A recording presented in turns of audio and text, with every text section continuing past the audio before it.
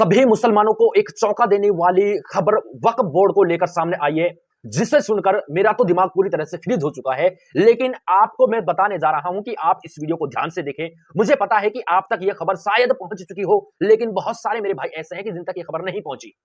वो खबर क्या है कि हमने दिन रात अपने वक्फ बोर्ड को बचाने के लिए दिन रात मेहनत करके 15 दिन मेहनत की और 6 करोड़ मेल हमने सेंड किए जेपीसी यानी ज्वाइंट पार्लियामेंट कमेटी को।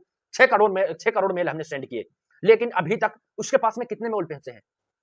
84 लाख मेल पहुंचने की सुनामियां आ रही हैं कि अभी तक जेपीसी के पास में सिर्फ 84 लाख मेल पहुंचे। अरे जो 5 करोड़ 16 लाख जो मेल हैं, वो उनको धरती खा गई या आसमान निकल गया?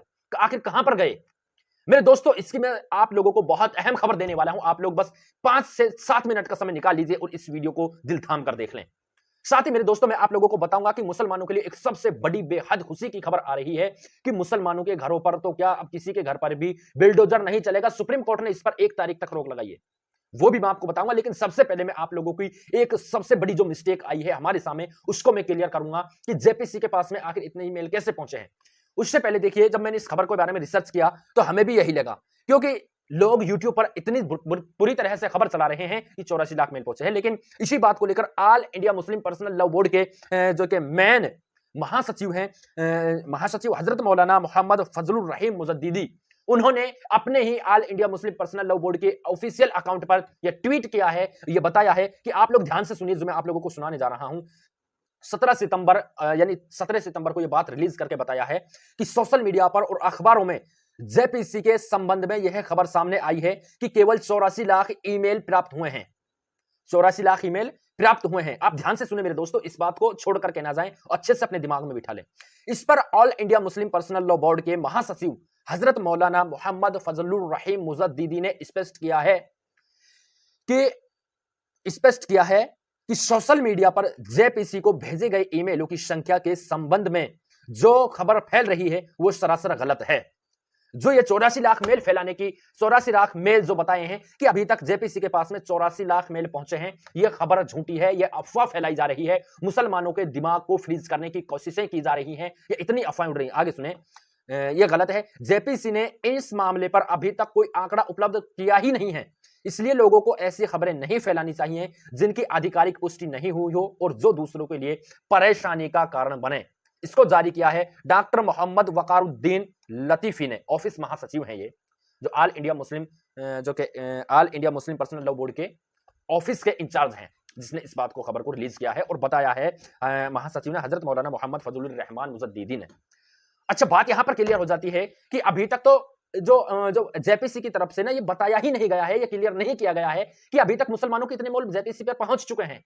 लेकिन यह खबर तो भाई बीच में से ही उड़कर आ रही है कि यार 84 लाख मेल ही पहुंचे हैं, 5.25 करोड़ जो कि मेल है उसको तो रिजेक्ट कर दिया है। और यार धोखा यहां पर भी आता है कि वाकई में 84 करोड़ जो कि 5 करोड़ मेल को रिजेक्ट कर दिया गया है, क्योंकि नॉट डिलीवर्ड रिसीव्ड को ऑप्शन यहां पर हमें दिखाई दे रहा था कि आपका मेल एक्सेप्ट नहीं हुआ है, आपका मेल सेंड नहीं किया गया। आप लोगों ने देखा होगा आपकी मेल पर भी जो कि मैसेज आया होगा रिटर्न में। लेकिन एक सबसे बड़ी मेरे दोस्तों खुशी की खबर यह है, आपको यह भी बता दूं कि इस पर आप भरोसा ना कीजिए। अभी तक 84 लाख मेल पहुंचे, इस पर भरोसा ना कीजिए, क्योंकि जेपीसी की तरफ से, ज्वाइंट पार्लियामेंट कमेटी की तरफ से अभी काउंटिंग करके बताया नहीं गया है। मैंने आपको कल की वीडियो में भी बताया था, जो ने नहीं देखी मैं बता दूं कि 19 और 20 सितंबर को एक बहुत बड़ी मीटिंग होने जा रही है, जिस मीटिंग में ही ये फैसले लिए जाएंगे। 19 सितंबर 11 बजे से मीटिंग शुरू होने जा रही है। लेकिन मेरे दोस्तों मैं आपको बता दूं कि जो बिल्डोजर पर रोक कैसे लगाई है, लेकिन उससे पहले अगर मेरे मुसलमान भाई हलाल तरीके से घर बैठकर अपने एक बिजनेस चलाना चाहते हैं, जो कि ऑनलाइन बिजनेस करना चाहते हैं ना हलाल तरीके से, एकदम मैंने डिस्क्रिप्शन में मेरे खुद के टेलीग्राम चैनल का लिंक दिया हुआ है, वहां पर जाकर आप उस टेलीग्राम चैनल को ज्वाइन कर लें, ठीक है? आपको पूरी खबर मिलेगी, साथ ही ग्रुप भी है, उसका मैं लिंक दे दूंगा। लेकिन दोस्तों अब मैं आपको बता दूं कि आखिरकार जो जमीयत उलेमा हिंद के सदर हैं मौलाना अरशद मदनी, उन्होंने सुप्रीम कोर्ट में यह बात पहुंचाई थी कि आखिर जो ये बिल्डोजर मन चाहे जिसके घर पर चला दिए जा रहे हैं, मन चाहे जब चाहा जिस तरह से बिल्डोजर चला दिया जाता है, कि आखिर ये देखते ही नहीं है किस मकान, जो कि कौन सा मकान अतिक्रमण जगह पर है, कौन सा मकान अतिक्रमण जगह पर नहीं है। इनको बस ये नाम देख रहा है कि ये मुसलमानों का ही नेम है। हालांकि मैं यह नहीं कहता कि मुसलमानों के ही सारे मकान टूटे हैं, 1-2% मुसलमानों के अलावा नॉन मुस्लिम के भी उसने मकानों पर, उन मकानों को बिल्डोज किया गया है। लेकिन 98% मुसलमानों के मकानों को इसमें टारगेट किया गया है। तो मेरे दोस्तों इस पर सुप्रीम कोर्ट ने रोक लगाते हुए कहा है, इसको पूरी तरह से मोदी और अमित शाह, योगी जो भी बीजेपी के वह है ना पूरी बीजेपी को इसने हिलाकर रख दिया है कि आखिरकार सुप्रीम कोर्ट से हमें उम्मीद थी और अल्हम्दुलिल्लाह हमें आगे भी उम्मीद है कि आगे चलकर भी बहुत अच्छे फैसले हमको जो कि मिलने जा रहे हैं। सुप्रीम कोर्ट ने कहा है कि 1 तारीख तक, 1 अक्टूबर तक कोई भी किसी भी राज्य में भारत के अंदर किसी भी तरह से बिल्डोजर नहीं चलाया जाएगा। अगर कोई ऐसे बिल्डोजर चलाएगा, सुप्रीम कोर्ट ने मना कर दिया है, तो उसको अपना हर्जाना भुगतना होगा। यह बहुत बड़ी बात है। बीजेपी को एक सबसे पहला यह झटका लग गया है कि आखिरकार सुप्रीम कोर्ट ने बिल्डोजर पर रोक लगा दी है। यार, यह मुसलमानों की एक अपने आप में बहुत बड़ी जीत है, क्योंकि सबसे ज्यादा मुसलमानों के घर को ही बिल्डोज किया जा रहा था, मुसलमानों की मस्जिदों को टारगेट किया जा रहा था, मुसलमानों की कब्रिस्तानों को टारगेट किया जा रहा था। और इसी बात को लेकर जो बीजेपी सरकार है, इसने जो कि वक्फ अमेंडमेंट बिल को पास करने की कोशिश की।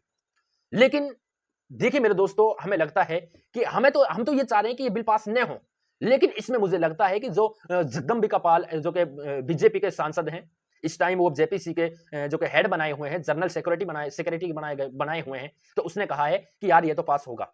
लेकिन देखते हैं, अमित शाह ने भी जो कि अमित शाह का भी एक पहला इंटरव्यू आया है कि मैं इस पर कुछ नहीं कहना चाहता, लेकिन हम इसको पास करने जा रहे हैं।